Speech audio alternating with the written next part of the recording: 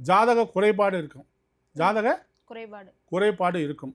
அந்த குறைபாடு இருக்கவங்களுக்கு நீங்கள் என்ன பொருத்தம் பார்த்து கல்யாணம் பண்ணாலும் 2ம் டிவைஸ் ஆகும். ஓ. அதனால் தவறு அப்படிங்கிறது அவங்க ஜாதகத்திலே இருக்குது. இது ஒரு பக்கம்.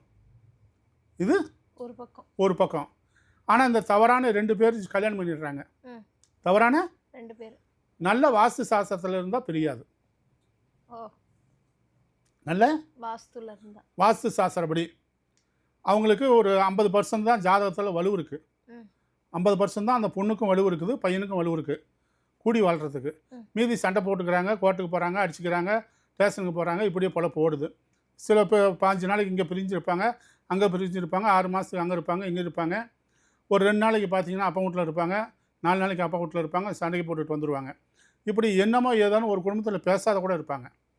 இப்படி இருக்கவங்களுக்கு வாஸ்து சாஸ்திர பிரகாரம் வீட்டுக்குள்ளே இருந்தாங்கன்னா அவங்களுக்கு டைவர்ஸ் ஆகாது.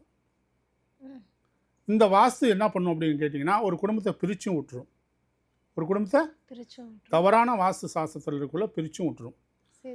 அதே நல்ல வாஸ்துவாக இருந்ததுன்னா கடைசி காலம் வரைக்கும் அந்த குடும்பத்தை பிரியாத ஜாதகத்தில் பிரிஞ்சு இருக்கணும் கணக்கு இருக்கும். ஆனால் வாஸ்துவில் பிரியாத இருக்கிறதுக்கு வாஸ்து சாஸ்திர வீட்டில் இருந்தால் பிரியாத இருக்கும்.